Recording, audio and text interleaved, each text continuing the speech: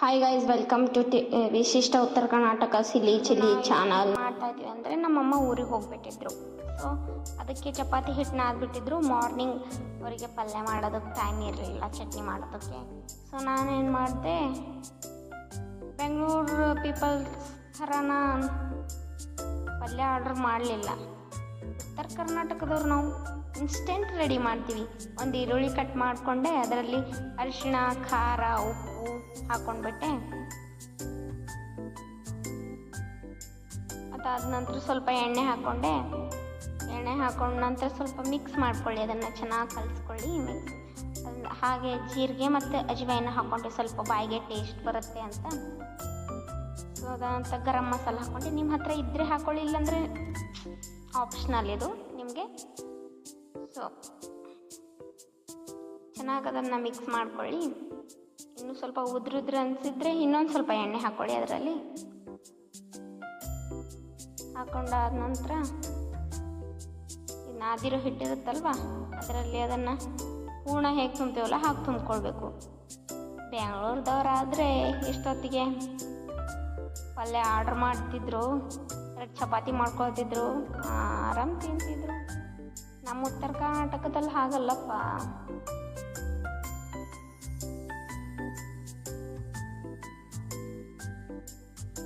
ಇವಾಗ ಸ್ವಲ್ಪ ಹಿಟ್ಟು ತಗೊಳ್ಳಿ, ಅದರಲ್ಲಿ ಹೂರ್ಣ ತುಂಬ್ದಾಗೆ ತುಂಬ್ಕೊಂಡ್ಬಿಡಿ.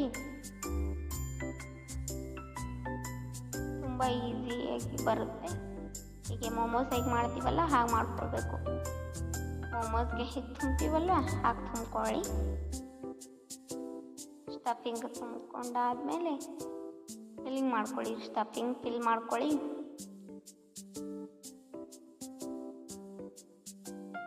ಸ್ಟಫಿಂಗ್ ಫಿಲ್ ಆದ ನಂತರ ಮೋಮೋಸಿಗೆ ಹೇಗೆ ಮೇಲೆ ಉಂಡೆ ಬರೋ ಥರ ಕಟ್ತೀವಲ್ವ, ಮೋಮೋಸ್ಗೆ ಹೀಗೆ ಎಲ್ಲ ಒಂದೇ ಸಮ ಮಾಡಿ. ಸೊ ಹಾಗೆ ಮಾಡ್ಕೊಳ್ಳಿ.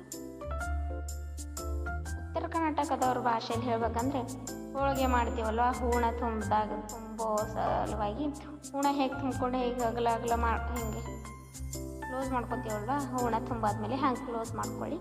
ಕೆಳಗಡೆ ಸ್ವಲ್ಪ ಮೇಲ್ಗಡೆ ಸ್ವಲ್ಪ ಹಿಟ್ಟು ಹಾಕ್ಕೊಳ್ಳಿ. ಹಿಟ್ಟು ಹಾಕ್ಕೊಂಡಿದ ನಂತರ ಲಾಡ್ಸ್ಕೊಳ್ಳಿ ಚೆನ್ನಾಗಿ.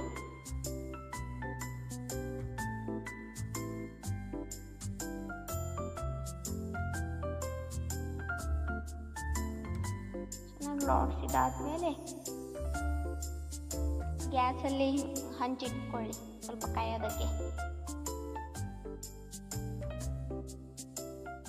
ಅದರ ಮೇಲೆ ಕೊತ್ತಂಬರಿ ಹಾಗೆ ಕರಿಬೇವು ಇದ್ರೆ ಹಾಕೊಳ್ಳಿ.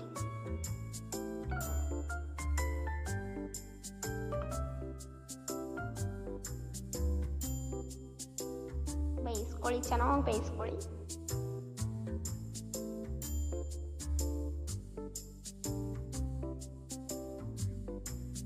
ಎಣ್ಣೆ ಹಾಕೊಳ್ಳಿ ಸುತ್ತಲೂ.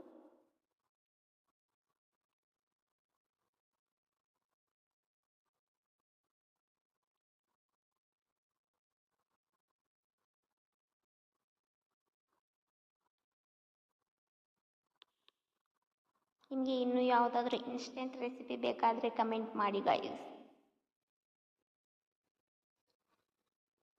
ತುಂಬ ಈಸಿ ರೆಸಿಪಿನ ಹೇಳ್ತೀನಿ ನಾನು ಇವಾಗ. ಮುಂದೆ ನೆಕ್ಸ್ಟ್ ವಿಡಿಯೋನ ಪೂರ್ತಿ ನೋಡಿ. ಎಣ್ಣೆ ಹಾಕ್ಕೊಂಡು ಆ ಕಡೆ ಈ ಕಡೆ ಎಣ್ಣೆ ಹಾಕ್ಕೊಂಡು ಸ್ವಲ್ಪ ಚೆನ್ನಾಗಿ ಬೇಯಿಸ್ಕೊಳ್ಳಿ. ಸೊ ರೆಡಿಯಾಗಿದೆ ನೋಡಿ ಗೈಸ್. ಇಲ್ಲಿ ಈರುಳ್ಳಿ ಚಪಾತಿ ಅಥವಾ ಈರುಳ್ಳಿ ಪರಾಟ ಅನ್ಬೋದು. ಸೊ ನಿಮ್ಮ ಮನೆಯಲ್ಲಿ ಮಾಡ್ಕೊಳ್ಳಿ, ಟೇಸ್ಟ್ ಮಾಡಿ ನಮಗೆ ಕಮೆಂಟ್ ಮಾಡಿ ಗೈಸ್ ಹೇಗೆ ಇದೆ ಅಂತ. ಸೊ ಸಬ್ಸ್ಕ್ರೈಬ್ ಮಾಡಿ, ಲೈಕ್ ಮಾಡಿ, ಶೇರ್ ಮಾಡಿ. Thank you guys.